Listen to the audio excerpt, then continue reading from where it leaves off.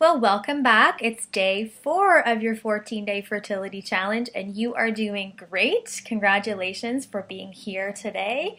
And today is day 4, and we are talking about breakfast. And what fertility discussion would be complete without a discussion of blood sugars? Well, what does blood sugar have to do with fertility? Blood sugar control helps to keep your stress hormones balanced. And it also helps to keep your insulin level balanced.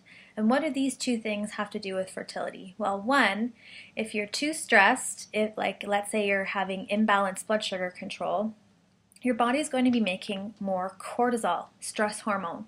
And when it makes more cortisol, it takes the same building block, pregnenolone, and it steals that away from being able to make progesterone. And progesterone is your pregnancy hormone. It's absolutely essential to be higher in the second part of your cycle to be able to support a potential implantation in early pregnancy. So progesterone is absolutely needed, and we need to protect your progesterone level for your fertility.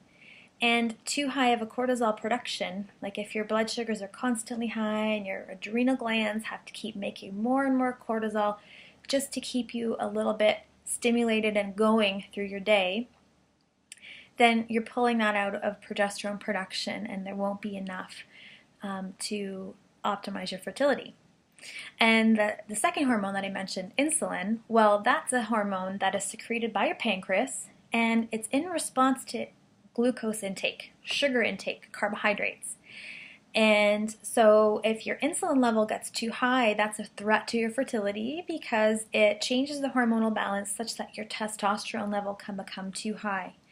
And if your testosterone level is too high, especially in women who have polycystic ovary syndrome, that can actually block your ovulation. Meanwhile, if you keep your blood sugar in control, in balance, by having the right balance of carbohydrates, proteins, and fats at the right times of day, you can take back your insulin control, lower that down, and free up ovulation to be able to happen. So you have so much power available to you through the way you eat and what you eat. And so that's why I encourage you to always have protein-rich breakfast within 1 hour of waking. It's a really important step in helping your blood sugars stay balanced. The breakfast meal is the most important meal of the day to anchor the blood sugar and stabilize it and set the tone for how your blood sugar will be managed during the day. So if you've already had your breakfast, well done. If it had protein in it, you get more points for that. If you have been awake for under an hour and you want to go have your breakfast now, go do that. That will be brilliant, and tell us what you had or take a picture of it.